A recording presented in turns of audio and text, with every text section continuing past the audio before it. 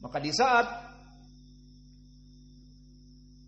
dilaksanakan dari perintah Allah untuk mendakwahi mereka dan juga menghancurkan patung-patung mereka, dilaksanakan oleh Ibrahim. Maka di sini Ibrahim bertawakal kepada Allah dan menjadikan Allah sebagai tumpuannya, di mana seluruh makhluk membakarnya.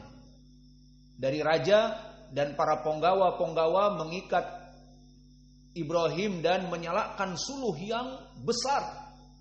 Maka di sini Ibrahim dengan tenang mengatakan hasbunallah wa ni'mal wakil. Cukuplah Allah menjadi pelindungku, dan dia adalah zat terbaik di saat hamba meminta perlindungan kepadanya. Dia adalah zat yang terbaik yang akan memberikan perlindungan kepada hambanya. Keyakinan Ibrahim ini adalah masuk kepada bab permasalahan tawakul tadi. Selesai melaksanakan sebab, mentaati Allah, dan juga bertawakal. Wazza lahum. Sambil dimakan tidak apa-apa, pelajaran sambil dimakan. Semua pada makan. Hari Kamis nanti lagi jangan terlambat. Terlambat habis dibagikan. Maka di sini, di dalam ayat ini diriwayatkan oleh Imam Al-Bukhari menjadi tanda keimanan seorang Ibrahim, seorang Rasulullah, di mana dia beriman kepada Allah dan sangat kuatnya keimanan. Dia tidak takut dat api yang panas menggelegak yang akan memberangus dan menghanguskan dari kulit-kulitnya. Itu tidak ada apa-apanya jika Allah mengatakan kun fayakun, dinginlah. Maka akhirnya bardan wasalaman. Maka akhirnya api yang panas, yang secara fitrah bahwa dia itu dat yang panas, maka dijadikan oleh Allah menjadi dingin untuk Ibrahim. Dan ini menjadi pendalilan bagaimana tawakulnya Ibrahim. Wa qalaha Muhammadun sallallahu alaihi wasallam hina qalu, dan ini pun yang disebutkan oleh Nabi Muhammad. Berarti dua nabi menyebutkan hasbunallah wa ni'mal wakil. Di saat apa? Di saat perang Khandaq. Di surat atau di perang Al-Ahzab. Maka disebutkan di dalam ayat Al-Quran, inna nasa qad jama'u lakum fakhshawhum fazaduhum imana wa qalu hasbunallah wa ni'mal wakil. Bahwa di saat disebutkan, wahai Muhammad, inna nasa qad jama'u lakum fakhshawhum, maka wahai kaum muslimin dan wahai Muhammad, maka sungguhnya orang-orang kafir itu telah berkumpul untuk menyerang Madinah dari berbagai segi. Terkumpul puluhan ribu kaum musyrikin dari Arab sepakat untuk menghancurkan Madinah. Maka Madinah akan dikepung dan diembargo. Tidak bisa masuk dan keluar. Tidak ada makanan yang akan masuk dan tidak bisa mereka keluar. Dan lebih parahnya lagi, mereka akan diserang dari berbagai segi. Namun apa yang dijadikan keyakinan oleh Nabi? Dia meyakini bahwa Allah tidak akan membiarkannya, karena dia berdakwah untuk Allah. Dia menyebarkan agama Islam. Maka di saat disebutkan inna nasa qad jama'u lakum fakhshawhum, bahwa seluruh manusia kelompok kufar telah berkongsi untuk menghancurkan Madinah, maka fakhshawhum, takutlah kalian kepada mereka orang-orang kufar musyrik itu. Apa yang disebutkan? Fazaduhum imanan. Nabi Muhammad dan kaum muslimin malah bertambah imannya. Malah mereka meyakini bahwa pertolongan Allah pasti akan dekat. Lalu berkata, wa qalu hasbunallah wa ni'mal wakil. Maka cukuplah Allah yang menjadi sandaran kami, yang menjadi penolong kami. Sebaik-baiknya penolong dan sebaik-baiknya meminta kepada yang akan menolong adalah Allah Jalla wa'ala, bukan meminta kepada manusia dan jin dan yang lainnya. Maka ayat ini hasbunallah wa ni'mal wakil dibaca oleh dua nabi, Nabi Ibrahim dan juga Nabi Muhammad sallallahu alaihi wa ala alihi wasallam. Maka inilah dari hadis yang melengkapi pelajaran kita di pelajaran yang di tasmi' tadi. Kemudian kita masuk kepada bab yang baru, bab qaulillahi ta'ala, afa aminu makrallah fala ya'manu makrallahi illal qaumul khasirun. Di mana Allah berfirman, maka tidaklah mereka merasa aman dari adab Allah yang datang tidak terduga-duga. Maka tidak ada yang merasa aman dari adab Allah kecuali mereka orang-orang yang merugi. Dan juga Allah berfirman, wa may yaqnatu mir rahmati rabbih illa dhallun. Dan tiadalah yang berputus asa dari rahmat Allah kecuali mereka orang-orang yang dhalun, yakni tersesat. Maka bab ini barakallahu fikum membicarakan tentang al-qunut min rahmatillah, berputus asa dari rahmat Allah. Apa maksudnya berputus asa dari rahmat Allah? Al-qunut min rahmatillah huwa al-ya'as. Orang yang kunut min rahmatillah, berputus asa dari nikmat Allah atau rahmat Allah, adalah orang-orang yang dalam keadaan merugi. Qaunuhu la yarjullaha yaqnutu annallaha yaghfiru lahu wa annallaha yarhamuhu. Hada minal kabair. Maka dari jenis manusia dan dari tipu syaitan kepada manusia, manusia yang jauh dari ilmu, manusia yang jauh dari ibadah, kehidupan sehari-harinya penuh kemaksiatan dan jauh dari ilmu, jauh dari ibadah. Setiap hari bertambah kemaksiatan, setiap hari bertambah kemaksiatan. Kemudian suatu hari dia melihat teman-temannya telah bertaubat dan dirinya pun telah beranjak kepada usia 40 tahunan dan naik lagi 50 tahunan, kepala 4, kemudian kepala 5, dan masih terus melaksanakan kebid'ahan, kemaksiatan, dan tidak melaksanakan perkara-perkara yang wajib seperti salat atau salat berjamaah atau puasa Ramadan atau puasa sunnah dan yang lainnya. Kehidupannya sehari-hari adalah bermaksiat kepada Allah.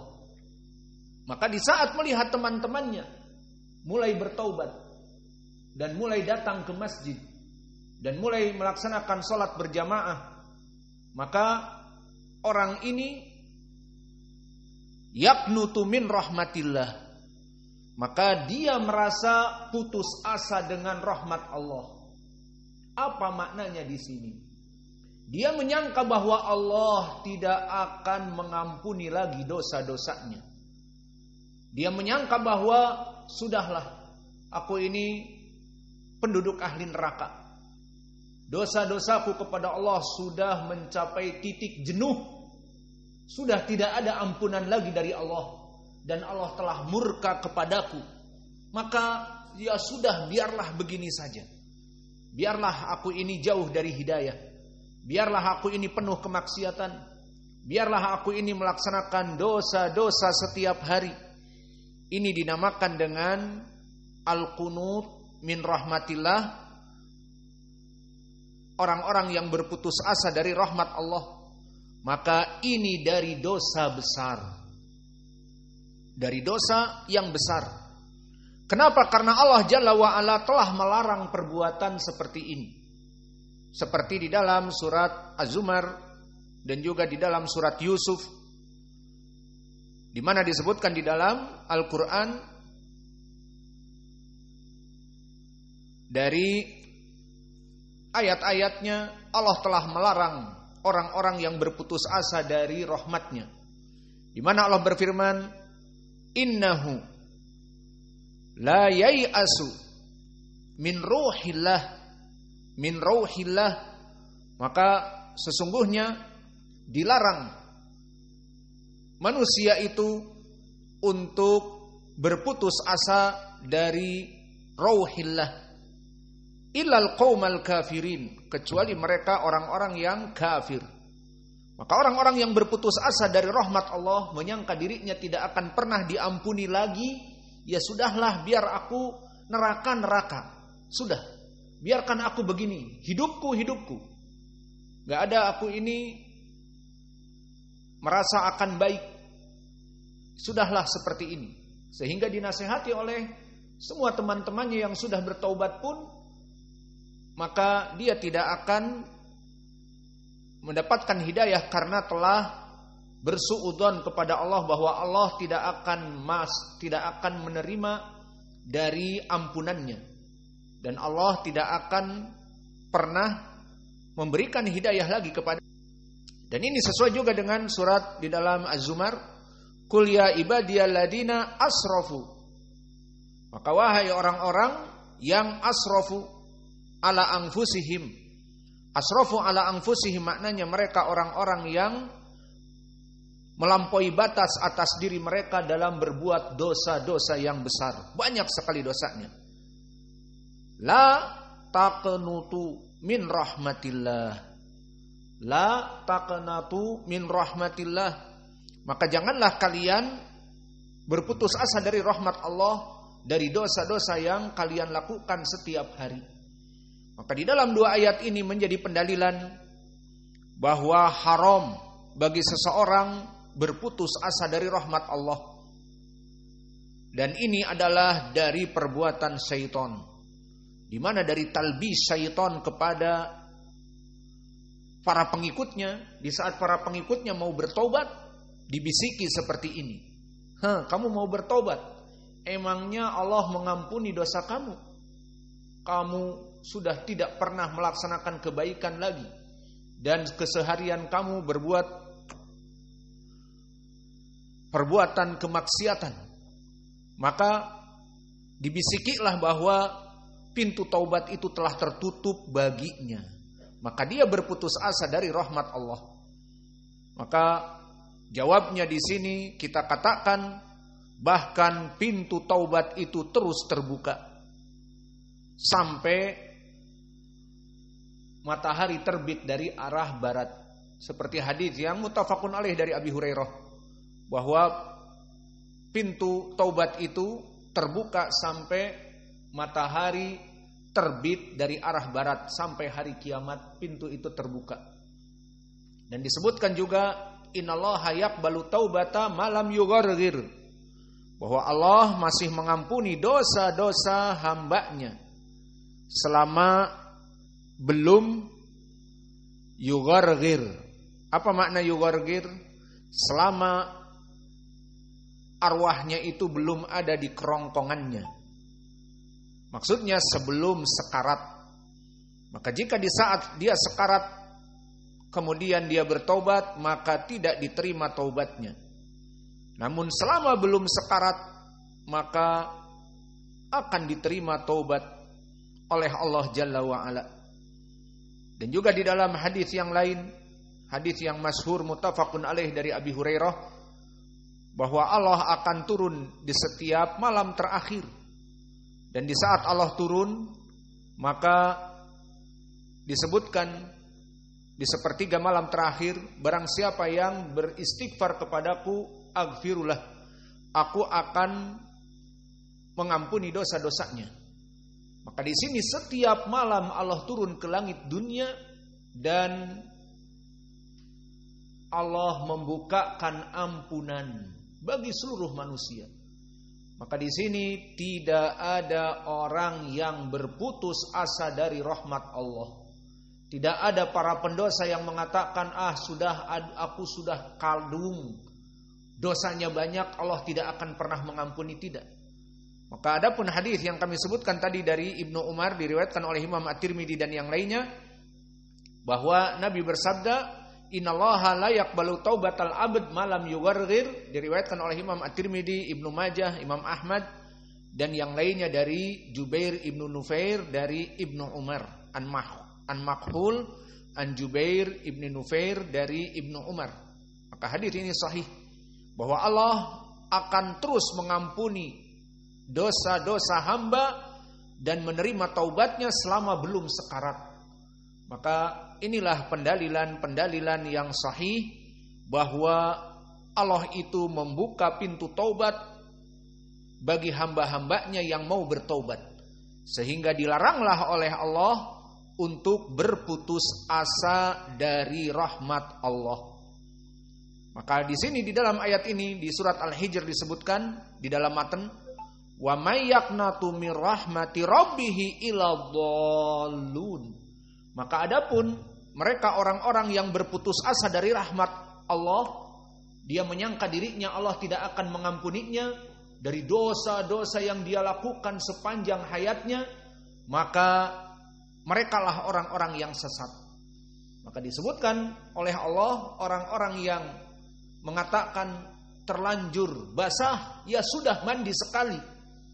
Terlanjur aku nih gak pernah sholat, gak pernah melaksanakan kewajiban, mana mau Allah mengampuni dosa-dosaku.